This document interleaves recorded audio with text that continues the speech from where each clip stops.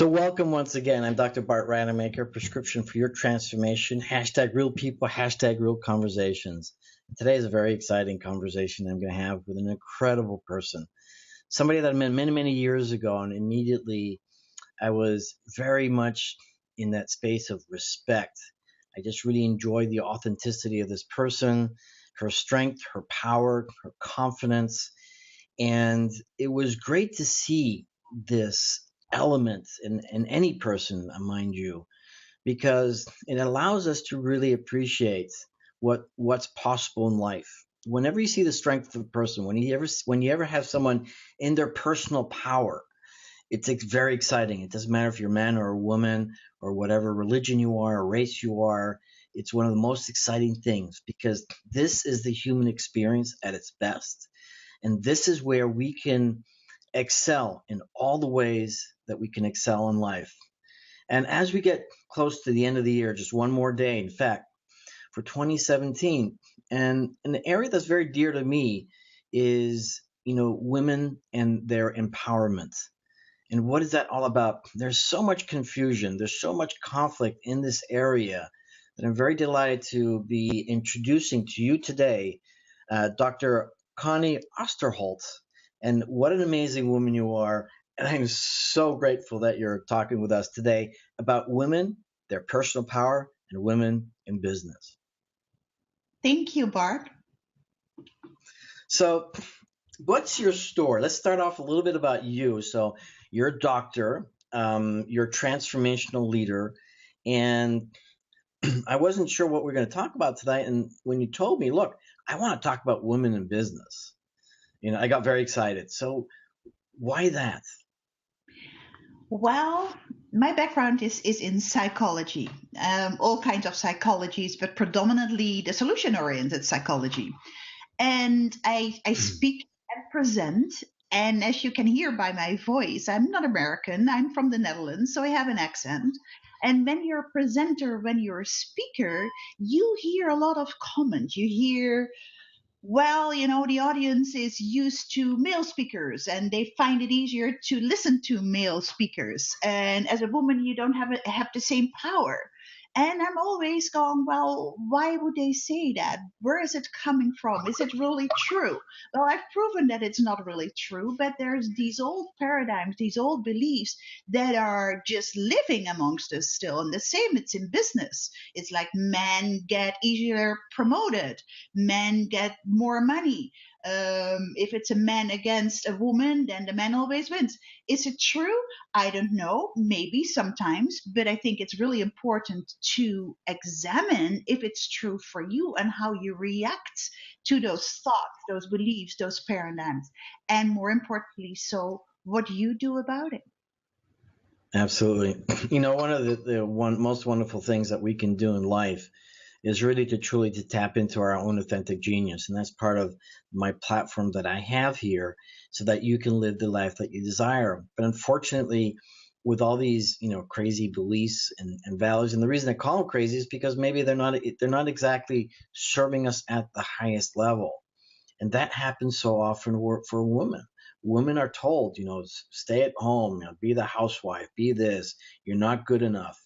And honestly, I can tell you from my own personal experience, I have a little girl, she's 19, and she is, in my opinion, badass. She's so incredibly awesome. And I've always empowered her, I've always supported her, I've always told her how great she is, but many other people have not. And it's just really interesting, how that happens. Wonderful. And when I was younger, and granted that's a while ago, but literally the job I had back then, the guy I was in a team with said, why are you working? You're married, you have a husband, he's bringing money in, you're taking the place of a man. So yes, that was his opinion, but when you're open and kind of gullible at that age, those opinions are sticking with you, and you go examining, is that really true? Do I have to feel guilty? And I think it's maybe equally so for men, but more so for women. There's a lot of that stuff that opinions of other people that's going around, and a lot of people buy into it. And when you look in general, there's always exceptions, and wonderful that there are exceptions because that's how we raise our standards. But when you look at the business world, and things are changing now, but the people who really made it in the business world had quite a masculine energy. And I remember when I started out in the working world, I thought that's necessary. That's the only way you can succeed is to be as manly and in a masculine energy as possible because that's how it's being done. But it doesn't feel good. And if it were to be effective, you could live with it. But if it's not even effective, it doesn't feel good and it's not effective, where does that leave you? Right. Oh, sorry, my phone is going off. Yeah, I turned it off. Yeah, I'll press it up. I guess you didn't get that memo that you're supposed to turn everything off. Just kidding. My phone was off, my iPad was not. I'm so sorry. Yeah. Okay. All right. So that is and people know a little bit about masculine and feminine energy. It's really not important, but what's most important, and you already had said the word, you need to be authentic to who you really are.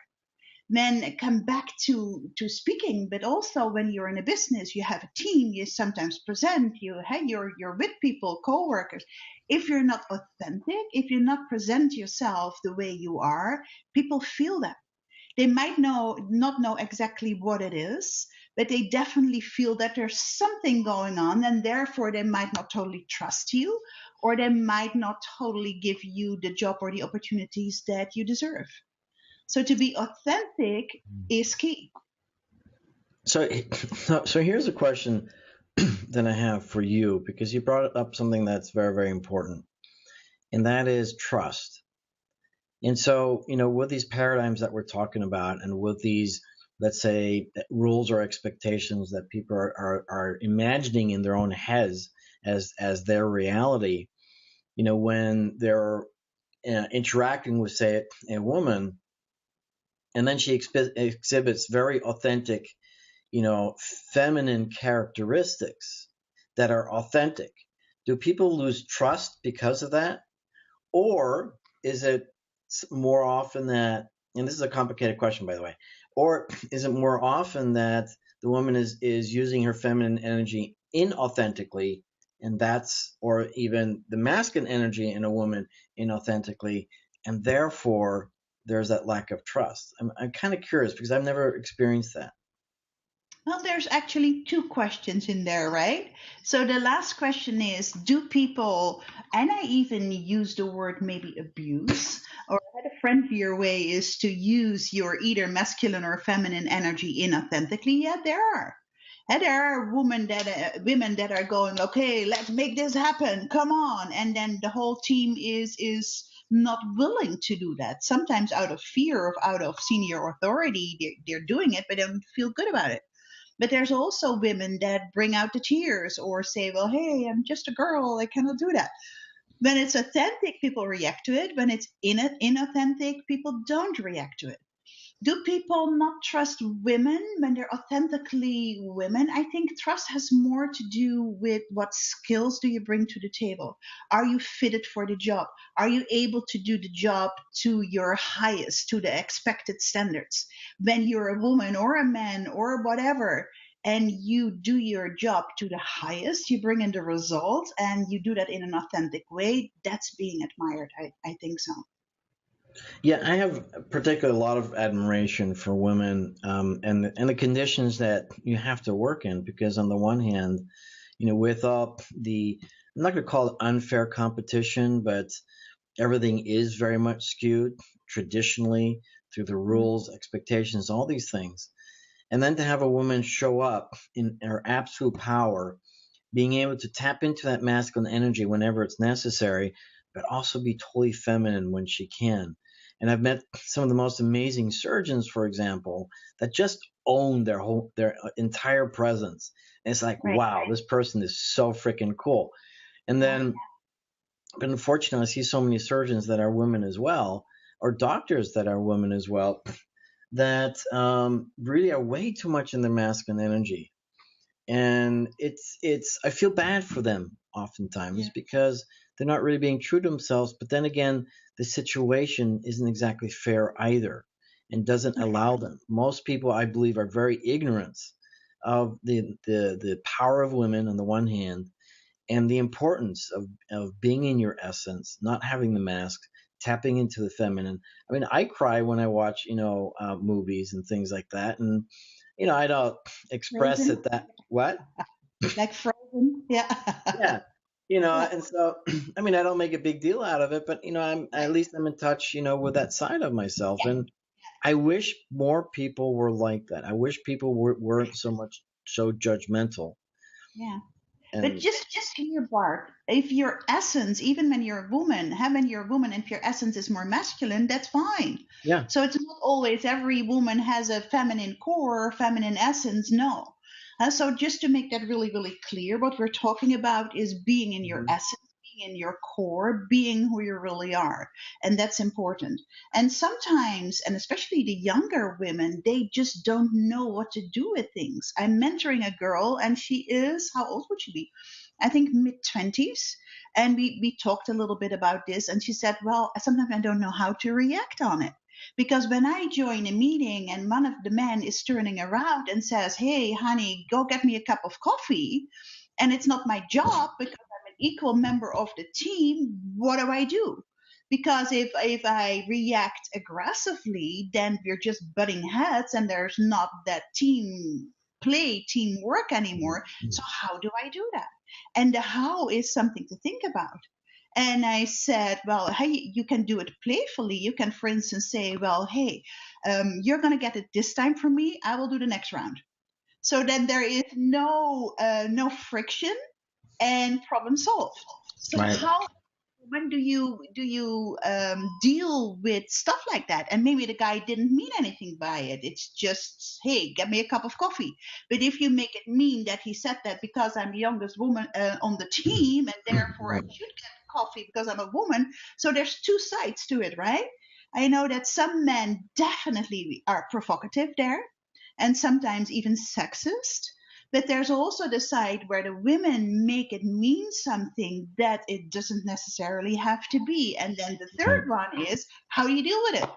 Like, do you get offended? Get Right. hurt? Do you get aggressive? Or do you go, well, hey, you get me a cup of coffee now, I'll get the next one for you. And just let it just, how do you say that? Run off your shoulders? How do you say that here? Yeah. Yeah, just let it right up. Yeah, I mean, sometimes, being the youngest member, you're just the gopher. It has nothing to do with your Men and sex women. or anything. You're just the Yeah. gopher. You're the one that has to go get the coffee. It happens Yeah. to men as well, by the way.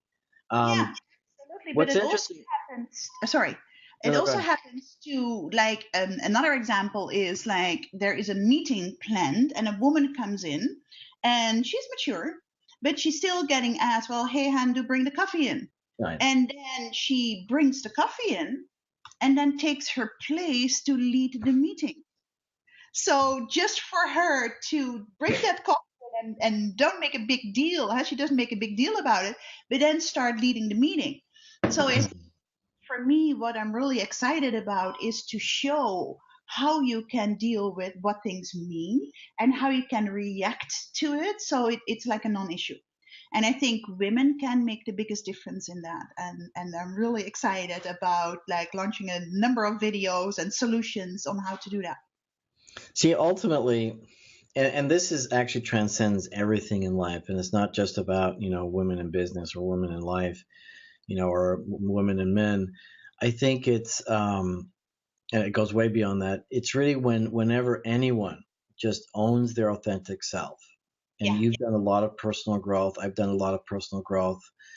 And it's just a wonderful place to be because it doesn't matter what's happening around you, right? When you own your space, then you can play off of anything if it comes to that, or you can just be very strong wherever you are. And it's never an issue. It's never issue of sex, race, religion. Are you educated, uneducated, rich, poor? It doesn't matter. And one of the things that I respect about you and the work that we do as well is that we help people find that authenticity. What is their personal power? So Absolutely. So my question for you then is when you're coaching women, how do you start with them as far as owning their authenticity, owning their power?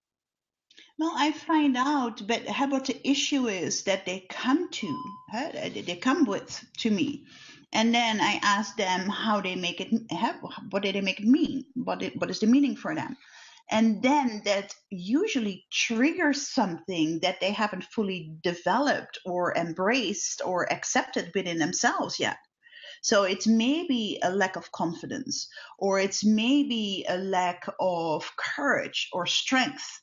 It has some of the resources or emotional qualities that they haven't fully developed yet or tapped into.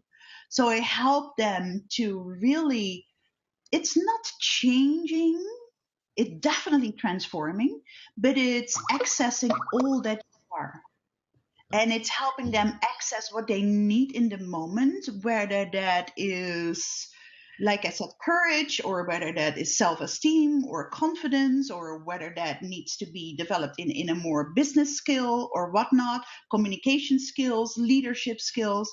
So I think, and I don't know how it was earlier on, but I definitely think when you look at younger women, some, and now not only younger women, if people don't do the personal development work, also older women and men, but they really they don't go on a journey inside and see what's going on there and be honest to themselves. I remember that for me, it was hard at some point to be really honest and to see what was going in there and to see the good, but also to see the weak and the not so good, and to really put that on the table and say, okay, so what am I going to do with that? Are there any consequences if I go on like this? And yes, of course there were. So to be brutally honest and to look and see what are your strengths, what is the beauty you bring to Mhm. the table, what's the wisdom, the gift you bring to the table, and Mhm.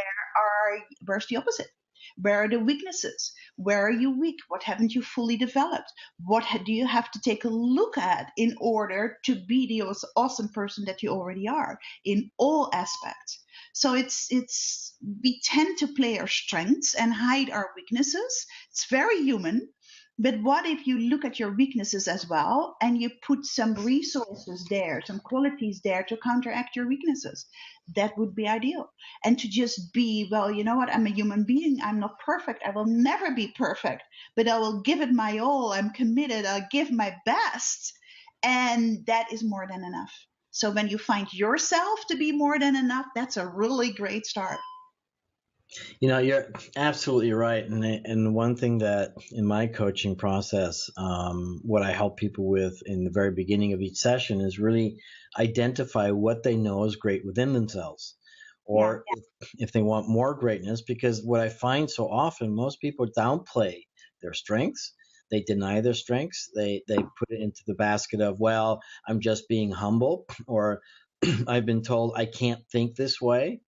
and yeah, and that's what I hear a lot. I hear from many people that, I can't think that I'm great at this, or I'm not good at this, and I have that same experience myself.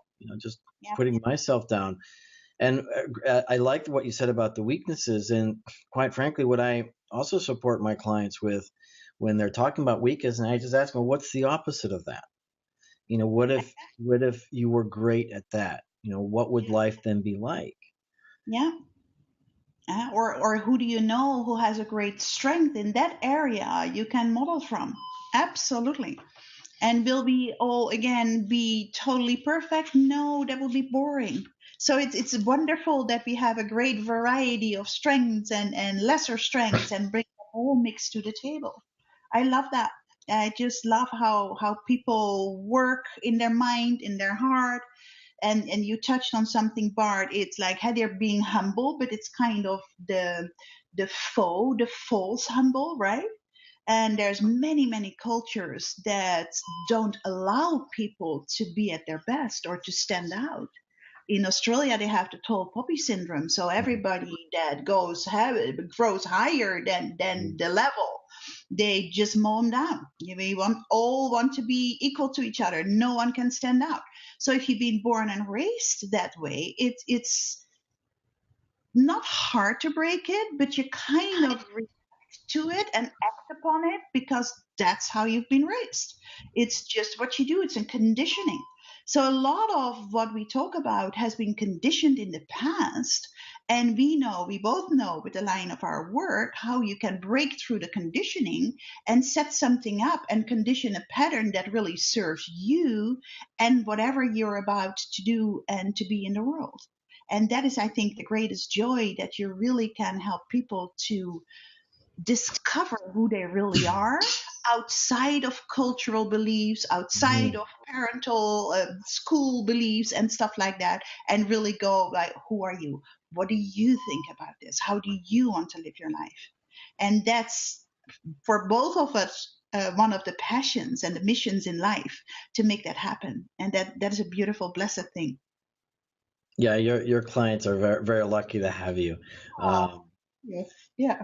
so one of the questions that I have, and I was thinking about this as you were talking, is we get in trouble in a sense when we are judgmental, and you and I know that when we judge or outside of us, judge other people, we're actually really judging ourselves. There's something within us, that we're not liking, and we're critical. And not necessarily generalizing so much, but women obviously are more in touch with nature. They're more empathetic. They're more sensitive. They have better sensory acuity and things like that. And so, is it possible that in general, women being that they're more sensitive, which is a wonderful thing, by the way. I mean, guys are brutes in a way. Okay, let's call it what it is. Yeah. Do you think they are more susceptible to self judgment, and then therefore, because of society is also putting them down, and therefore even harder on themselves? No, I don't think that there is a difference really in between men and women about judging yourself, huh? Because the whole life is about judgment. I mean, you cannot drive a car without judgment. That would be foolish to do.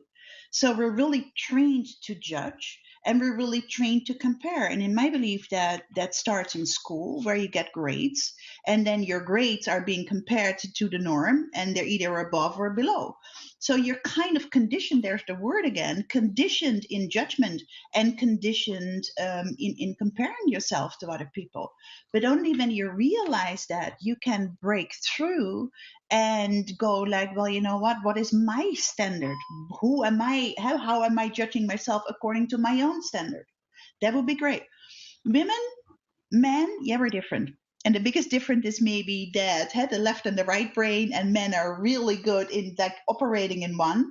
And with women, it's like all happening together. So that is a plus with everything and a minus.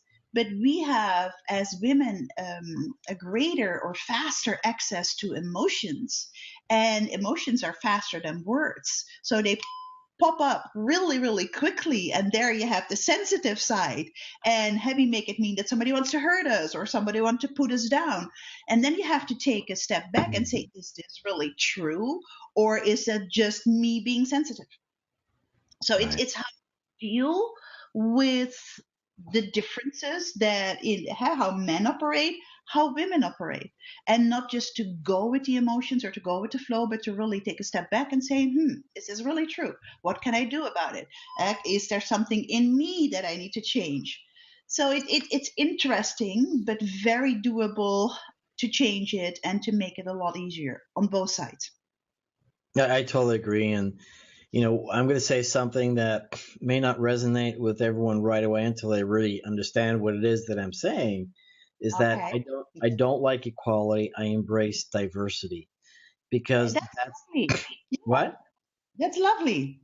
Yeah, and really the truth about that is that we are all unique. We are all different, and we can't Absolutely. we can't be put into boxes or compartments or groups, man, women, kids, adults. You can't. It just doesn't make any sense. I mean, I see children that are prodigies at the age of 3 years old. I mean, Yeah. so the point of the matter is, for anyone who's listening, is that, if you want to master your life, if you want to be at the cause of your life, if you want to, design your life, you have to own yourself. You have to tap into your own authentic self. get into that power. And the truth is that power is there. Now, granted, you may be running a bunch of programs that you learned over the years that you're not even conscious of that are really going to make it hard for you to break through. But the truth is, with enough hard work and coaches like Connie, you will be able to break through. And it's one of the most beautiful things. Sometimes it's scary. I mean, I've noticed I've gone through a lot of education over my years, just 17 in medical training, and I know all about education. And I tell you, sometimes it's just scary to kind of face yourself and realize, oh crap, I have to I'm work not on all this. that. Yeah, exactly. Yeah. Yeah, it takes courage. But if you really want to live a life that is easier because you can live it authentically, you can live it from your heart, your core, your soul, your essence, then it's just a necessity to, you don't have to do that in front of everybody, but with a Right. coach by yourself, just dig in and say, okay, what's really going on there? What's really working for me? What is not working for me? And then put it on the table, and then have it with the modern technologies in psychology and all of that, and in coaching and mentoring. It's rather easy to switch that around. It really is. So the biggest step is to acknowledge, well, hey, there's parts working, there's parts not working, and then to have that, I had to be brutally honest and see what is it, and then change it around. That's the easy part. And the thing I was thinking about as well is that it's um, it's also the environment around you. And if you can create an environment that's really conducive and supportive to your personal growth, so then one of the first places you actually have to look at is, who do you hang out with? Yep. And, best friends sometimes are not the best supporters or inspiration to become Or a lot family more. sometimes. Yeah. Right. Yeah. So, well, if people were wanting to find you, how would they find you, Connie? They can go to my website, Hmm. Dr. Connie Online, one word.com. Awesome. Great.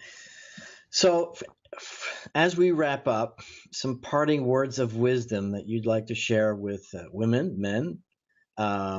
men helping women, perhaps, or women just dealing with men, or just women dealing with women, or whatever it is that you feel that you like to share, Good. because you've got such incredible wisdom, and I'm Hmm. very grateful to know you.